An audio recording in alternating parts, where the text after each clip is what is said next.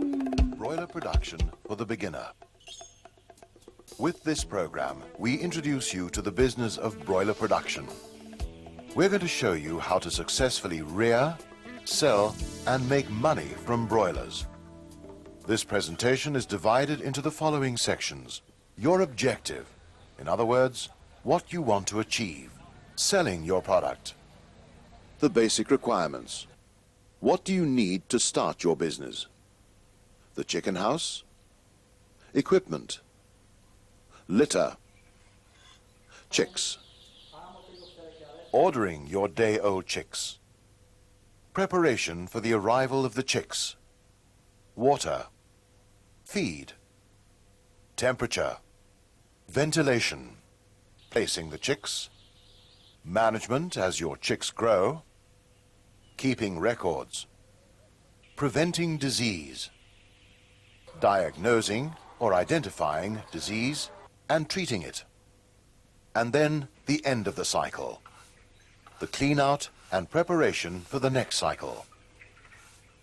In this business, you never stop learning. Your objective or goal is simply to make a profit out of producing a good, wholesome, high-protein product. You buy day-old chicks, feed, medication, etc., and then sell the chicken at about 6 weeks of age for a profit. Your expenditure is what you pay out for your day-old chicks, for their feed, for labor, in other words, what you pay your workers, for medication and vaccine, and then there are other costs. Remember, your income must always be higher than your expenditure. Your profit equals your income minus your expenditure. Now we discuss what you need to start your new broiler chicken business. You must first find out whether there is a market for what you want to sell. You must find out what that market wants, and also how much of it wants. In other words, your quantities. Your chickens should average 2 kilograms after about 6 weeks. The age at which the bird should be sold will depend on the market that you have decided to supply. Very often, when the word gets out that you are producing broilers, people will arrive to purchase at all times, even when the birds are only 3 weeks old. Do not allow customers to enter the house and select the birds they want, as this could introduce disease to the flock. Rather have the birds brought to them some distance from the house. The profit on birds sold young can be good, and therefore customers should not be discouraged at any time.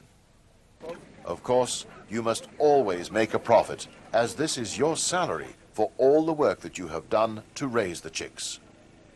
If you find there is a market in your area, you must next plan your new business carefully.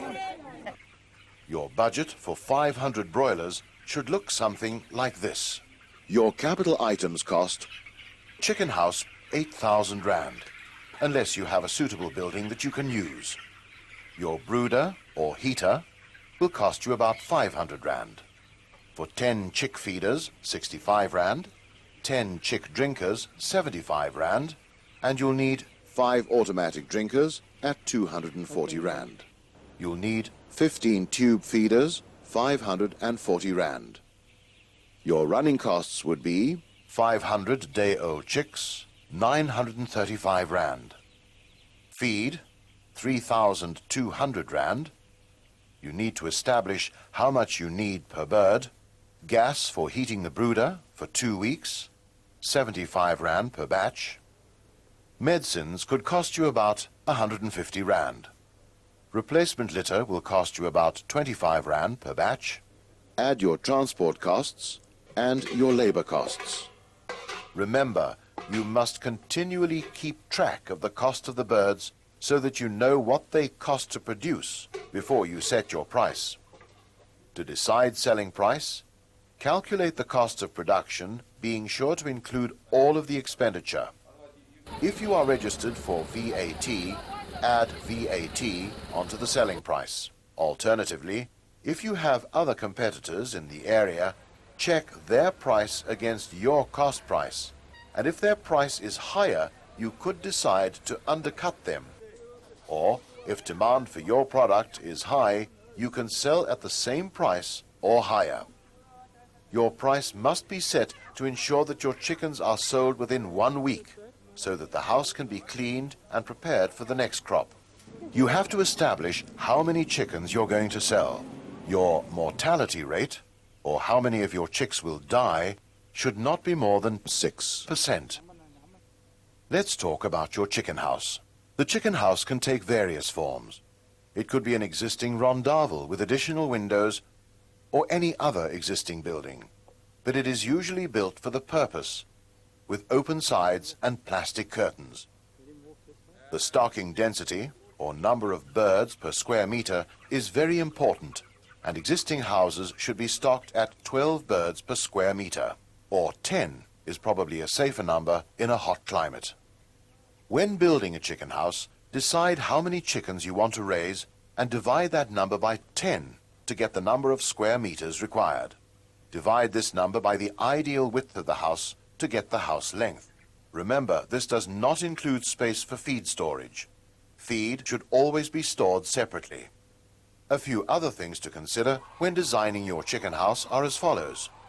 Chickens, like all other living things, need fresh air, a reasonably stable temperature, and clean, dry surroundings. The chicken house needs to have windows or open sides and should be waterproof and draft-free. The side walls of your chicken house should not be more than 70 centimeters to 1 meter high, and the remaining open area should be covered with adjustable curtains. Remember to construct drains to keep water out during rainstorms.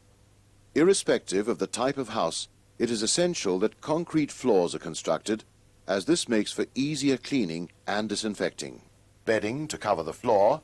Ideally, dry, clean wood shavings are best for this purpose.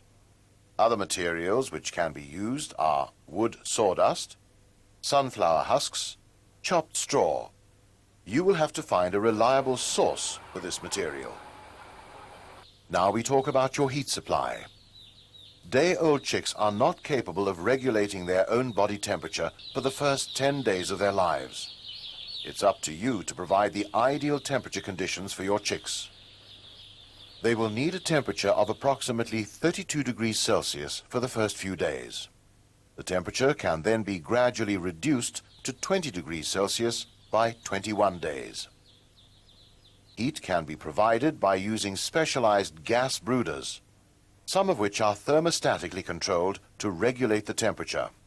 Masonite is ideal for this around, which is used for the first week to keep the chicks close to the brooder so that they learn where the heat source is. Gas brooders are available for 250, 500, and 1,000 chicks. More expensive models come with built-in thermostats. Infrared globes may be used on a smaller scale, but care must be taken in places with cold winters because the chicks will crowd around under the lamps as the heat from the lamps is more localized. You're going to need 2 infrared globes to 100 chicks. This is what should be provided to ensure sufficient heat in cold weather. An alternative heat supply for rural farmers could be a 25-liter drum with holes punched in the sides and filled with charcoal. Make sure to place a wire mesh barrier around the heat supply of approximately 30 centimeters around.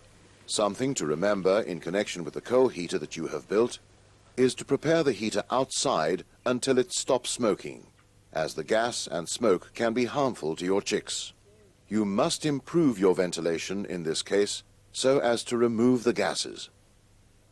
Don't think because you're starting your project in summer you can do without a brooder. Chicks require additional heat to maintain an even temperature to give them the best start. A maximum-minimum thermometer is useful to record the changes in temperature when you cannot be there, for example, at night. The thermometer is hung about 1 meter away from the edge of the brooder canopy and just above the heads of the chicks. Broilers drink a lot of water, and adequate drinking equipment is essential to maintain a continual supply of clean, fresh water. Chick fonts are, as the name implies, specially designed to provide easy drinking for chicks. As the chicks grow, it is very difficult to keep up the supply of water without using automatic drinkers, especially if you have more than 100 chicks.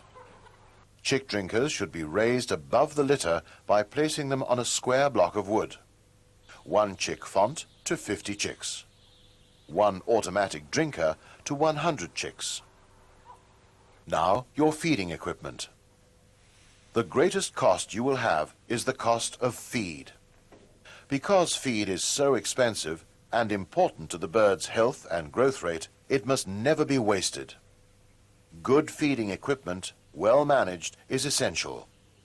It is also essential that your chicks have easy access to feed, and for this purpose, chick feeders are available. The chick feed trays should only be used for the first week and then removed. Tube feeders hold at least a day's supply of feed, and these remain in the house after the supplementary chick feeders are removed. You need 1 chick feed tray per 50 chicks, and 1 tube feeder per 50 birds as well. It is, however, better to use 3 per 100 up to selling age. Feed must be stored in a cool, dry room free of rats, wild birds, and other pests. Order and store sufficient feed so that the birds do not run out of feed. However, feed should not be stored for longer than 10 days. The reason that special mention is made of chick ordering is that most chick suppliers complain that their customers often expect chicks to be available at 1 to 2 weeks, or even a few days' notice. It is important to realize that eggs are set 3 weeks before the hatch date, and are usually set according to orders received in advance. It is essential to plan your requirements well in advance. If you sell most of your chickens to pensioners, then make a roster or list of the pension pay dates and work back from those dates to arrive at your chick placement dates.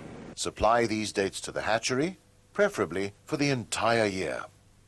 Then confirm each order 3 weeks prior to the date of placement. In this way, you will not be disappointed. Hygiene and cleanliness. The most important thing about the preparation for the chicks is to make sure that any disease cycle is broken by thorough sanitation. The organisms, those tiny living creatures which cause disease, are very, very small, and a surface which looks clean is not necessarily free of these organisms. Everything must be washed with a suitable detergent and water, so that all visible dirt, that's the dirt you can see, is removed. Thereafter, the entire chicken house should be disinfected with a suitable disinfectant. It is important that all surfaces, for example walls and ceilings, as well as equipment, are disinfected. Next, the clean litter should be spread on the floor approximately 75 millimeters deep. Then set out all the equipment evenly around the brooder. Once the house has been prepared and sanitized, keep it closed until the day prior to the arrival of the chicks, when the drinkers are filled and the brooders lit or switched on. Now you have prepared your chicken house for the arrival of the chicks. Now we discuss placing the chicks. The brooder, which, do remember, should be at the correct height, has been lit, and the temperature is around 32 degrees Celsius. The feed and water are ready, and all that remains is to place the chicks in their new environment.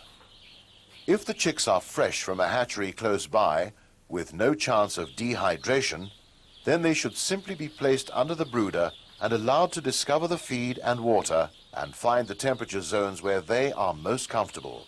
However, if the chicks have been traveling for a long time, especially in hot weather, then it is advisable to withhold the feed for the first hour to allow the chicks to take sufficient water to replace the liquid lost. With small numbers, you can help by even dipping each chick's beak into the water. Vitamins and electrolytes added to the water will help to reduce losses. Count your chicks as you take them from the boxes. If there is a shortage, get in touch with your supplier immediately and report it. He will normally make arrangements to compensate you for the short supply.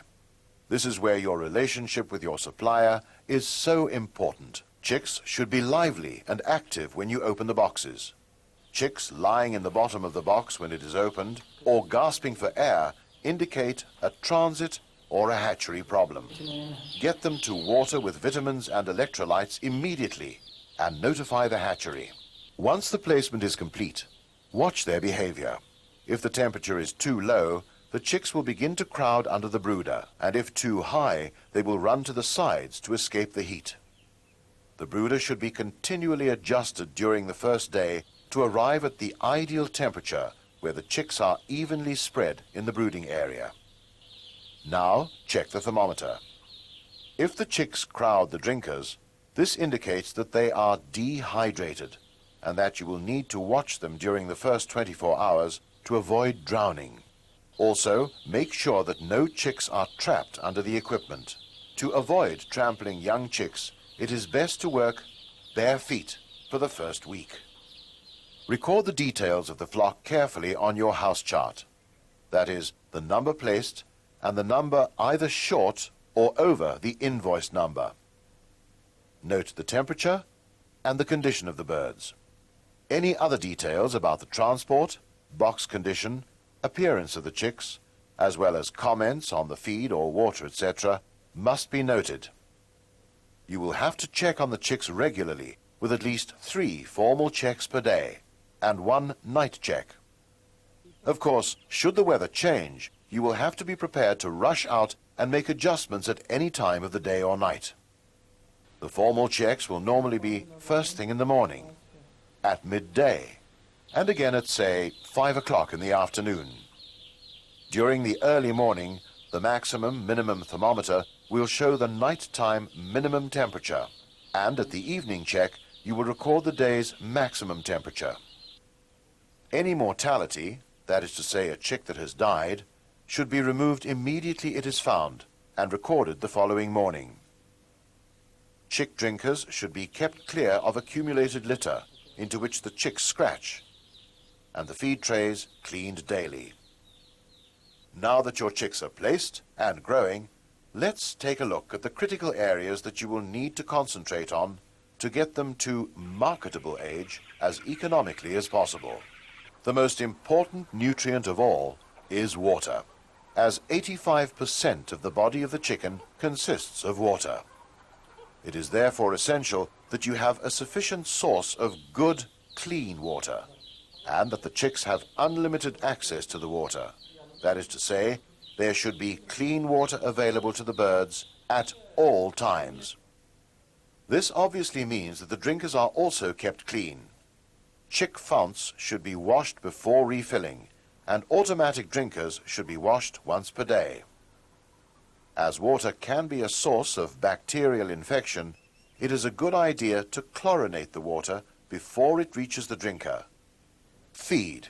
Together with water, feed is of great importance, as it will be your greatest cost factor, and therefore the area that can result in the greatest loss if poorly managed. Most feed mills produce broiler feeds for a 3-stage feeding program, formulated to enable the birds to grow to their full potential at the least possible cost. You will start on broiler starter crumbles, and after 3 weeks change to broiler finisher pellets, and then to broiler post-finisher pellets from 5 weeks to time of selling. However, it is better to use 2-stage feeding program. Start on broiler starter crumbles, and after 3 weeks change to broiler finisher pellets to time of selling. The names of the feeds may vary from mill to mill, but the program is usually the same. However, check the labels on the bags for instructions, and should you have any problems in understanding, speak to your local feed merchant or to the mill directly. Use fresh feed, ideally not more than 10 days old, stored in a cool, dry place, free of pests and other birds like ducks and turkeys, as well as farmyard chickens. The next 3 critical areas interact with each other to such an extent that we can best look at them together: temperature, air, and ventilation. The temperature and air quality create a micro-atmosphere in the chicken house, which greatly influences the performance of the birds and therefore your profit. The ambient or outside temperature varies a lot over any 24-hour period, and your aim must be to provide your chicks with as even a temperature as possible. To do this, you will have to remove heat from the house, and at other times add heat. There are three basic sources of heat which affect the atmosphere in the chicken house. First, there is the radiant heat created by the sun heating the roof.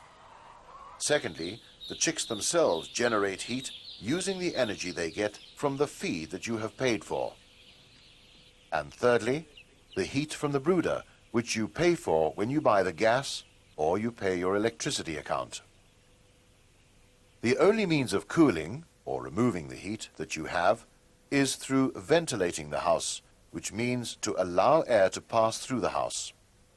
The basis of ventilation in a building is that hot air rises and cold air falls, creating air movement. Your aim in ventilating the chicken house is to achieve as close to the ideal temperature as possible without creating drafts or sacrificing the quality of the air. The management of the chicks as they grow. As the chickens grow, their needs change. The soft down with which they were born is gradually replaced by proper feathers, which insulate them. And from about 2 to 3 weeks, they will no longer require the heat from the brooder. Their intake of air, feed, and water increases rapidly, as does their excretion of carbon dioxide, water, and solids. In order to cope with the needs of the birds as they grow, they will need regular attention. The 3 regular checks should include the following activities. The early morning check. The very first thing you do on entering the house is to use all your senses to assess the atmosphere in the house. Look at the spread of the birds, smell the air, and listen. This will indicate the need to adjust ventilation and/or the brooder.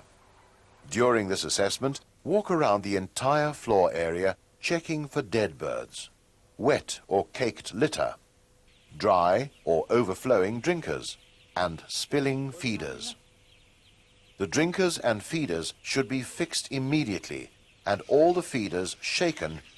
Then check the maximum thermometer and note the maximum and the minimum temperatures as indicated by the dumbbells, as well as the present temperature shown by the top of the mercury. Both columns should be at the same level. Enter the mortality, that is to say the number of chicks that have died, on the house chart, working out the total cumulative mortality and the balance of the chickens that you have left in the house. Also enter the temperatures, the condition of the litter, and any other observations, for example, if the birds have developed a snick, or the fact that you have vaccinated them recently. Now is a good time to fill the feeders. In the early stages, fill to half the depth of the tube to avoid the feed standing in the feeder for too long. But, as the birds increase their intake, fill to just over 3/4 to avoid feed wastage when the birds knock into the feeders or jump up to feed from the tube. While feeding, adjust the height of the feeders so that the bottom of the base of the feeder is level with an average-sized bird's shoulder. Fill the chick drinkers after washing them. After a week, start removing the chick drinkers at a rate of 1/3 per day until they're all removed. It is always best to do things gradually in the chicken house so that the chickens are not stressed. Also adjust the automatic drinkers while you're washing them so that the base of the drinker is level with the base of the neck of an average bird. If you find wet patches, remove the wet litter and replace it with fresh shavings, unless there is sufficient depth to allow you to spread the existing litter to maintain a good floor covering. Of course, if you come across a spillage, it becomes priority and should be removed right away. Your midday check. During the midday, the same basic procedure is followed. Remember, the curtains may have to be adjusted several times during the day to maintain the temperature at the desired level and to allow the fresh air to flow through the house. Your evening check. All that should be left to do is to light the brooders, if you are still brooding, and to close the curtains. Remember, though, that the birds do need air, even if it is cold outside, so you will have to judge how much you can leave the curtains open without chilling the birds. When the birds are well feathered, the air quality takes precedence over the temperature. Record keeping is one of the most important administrative tasks of the poultry farmer. The keeping of records is important for the following reasons. Firstly, records enable the farmer to recognize a variation in trend. For example, a mortality of 5 is only meaningful when judged against the trend for the week or past few weeks of, say, 3 per day. Another example of the importance of record keeping is the amount of feed consumed per crop and the conversion ratio of feed to meat. This, compared to the previous crop and the breeder's guide, will indicate how well you are doing at producing efficiently.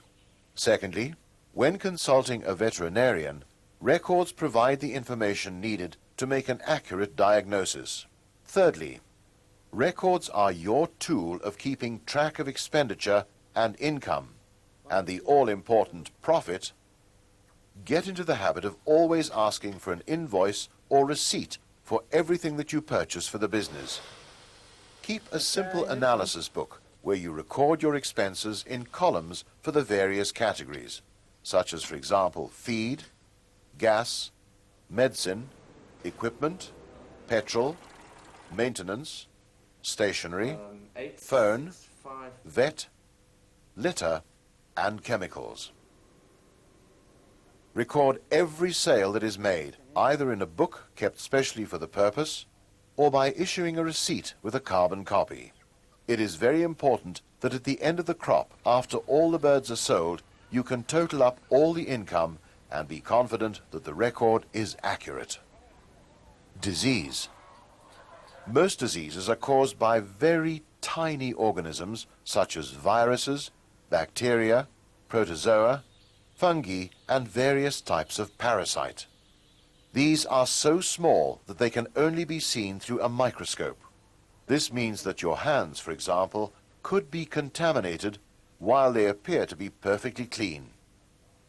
These organisms may be carried by poultry, wind, insects, wild birds, and most important of all, by man himself. We can carry disease-causing organisms on our feet, our clothes, our hands, our hair, as well as on and in the vehicles we drive and on the equipment. Disease control should consist of a program with systems for prevention, detection, diagnosis, and treatment. Let's discuss prevention.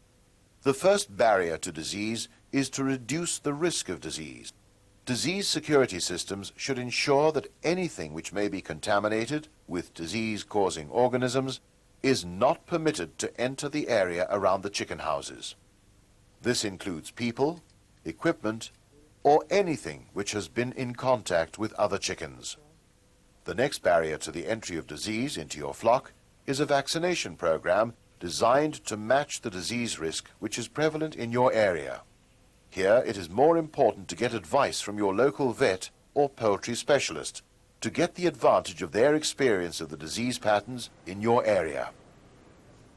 The most important diseases to vaccinate for are Newcastle disease, NCD, infectious bronchitis, IB, and in many situations, infectious bursal disease, Gumbora. The various methods of vaccination are oral, via the drinking water, eye drop, aerial spray, and injection. This is a typical vaccination program. Please note, only vaccinate birds which appear healthy. Day-old chicks, the vaccine for Newcastle disease and infectious bronchitis is usually given in the hatchery. Check your invoice to see if the chicks have in fact been vaccinated. Chicks from 7 to 10 days old for Newcastle disease use HB1 or the clone type, which is administered in the water or by means of spray. 17-day-old chicks for IBD, it's the ordinary vaccine type, and is administered in water.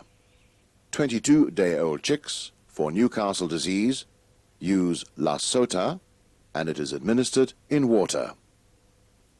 Ensure that there is no chlorine in the water used to make up the vaccines. If so, mix skim milk powder with water 1 hour before you make up the vaccine at 25 grams per 10 litre. Stir well. Vaccines must be kept cold, but not frozen, at between 2 and 8 degrees Celsius in a refrigerator until use, or in a cool box with ice packs during transportation. Live vaccines which are not kept cold will not vaccinate your birds. Withdraw normal drinking water, to make the birds thirsty, for about 2 hours before putting the vaccine water down. Make up the vaccine in the quantity of water that the chickens will consume within 1 hour. Ensure enough drinkers are put down so that all birds are able to drink and thus take in the vaccine. The quantities of water as follows: 1,000 chicks at between 2 and 5 days, 7 to 10 litres of water. At 14 days, 15 litres of water. At 21 days, 20 litres of water, and 1,000 chicks at 30 days old, 30 litres of water. Medication in the feed on a continuous basis is important in the prevention of coccidiosis. This is a standard additive to broiler feeds from most mills. Check the labels on feed bags to make sure that an anti-coccidial agent has been added to your feed. The importance of good management practices should not be underestimated. For example, litter condition plays an important role in the control of coccidiosis. Ventilation and air quality is one of the major factors affecting susceptibility to respiratory disease, and poor air quality will aggravate any disease condition which may be present. The stress placed on broilers by running out of feed or an interrupted water supply can be an aggravating factor contributing to a disease condition. Fluctuating temperatures and high dust levels, especially in winter, and unnecessary chasing of birds all cause stress and can affect the bird's ability to resist diseases. Let us summarize disease control. Disease-causing organisms are bacteria, viruses, fungi, protozoa, and parasites. Then there are the aggravating factors. First of all, poor management. For example, overcrowding, feed deprivation, wet litter, poor ventilation, and poor disease security. Secondly, your vaccination program may be inadequate. All of these things together lead to disease. Early detection of disease in the flocks is of vital importance, as the earlier the condition is treated, the less will be lost. You need to spend time with the flock so that you learn to recognize normal behavior, and therefore will be able to spot behavior that may indicate a state of disease in the early stages. General signs to look for are respiratory distress, for example, a snick or a rattle, difficulty in breathing, any sign of watery eyes or nasal discharge, birds that sit with head drooping, not interested in feed and water. Keep a record of feed consumption, as a drop in the consumption will indicate a possible problem. Keep a daily record of mortality. If the number significantly changes or shows an increase in the death rate, then further investigation is required. This is where the services of a vet are required. Your clean-out. The basic essential for effective house cleaning is a high-pressure washer. This will cost in the region of 2,500 rand, but it is an investment that pays for itself. Once all the birds have been sold, remove all the manure and either sell it or move it far from the house so that it will not be a disease risk to the next crop. In summary, the aspects of cleaning and disinfection are as follows. Firstly, bulk removal of the litter and of old feed and stripping of equipment. Secondly, dry cleaning. Use of brooms to remove the majority of bulk dry material prior to washing. And thirdly, wet cleaning by means of a detergent. Water is mixed with an effective detergent and applied under pressure so as to penetrate all inaccessible areas and lift dirt and residual organic material. If this does not occur, then the next stage of disinfection is of questionable value. Once the house has been cleaned with a detergent, an effective disinfectant can be applied and maximum results can be expected, since disinfectants are ineffective in the presence of dirt and organic matter. The house is now thoroughly washed and disinfected. If the cleaning job has been well done, the house will smell clean and all surfaces will appear clean. You have now come full cycle, and the preparation for the next crop starts all over again. Right. Now you're set to go. We've taught you what you need to know about broiler farming. It's up to you now to make a success of it. We wish you all of the very best.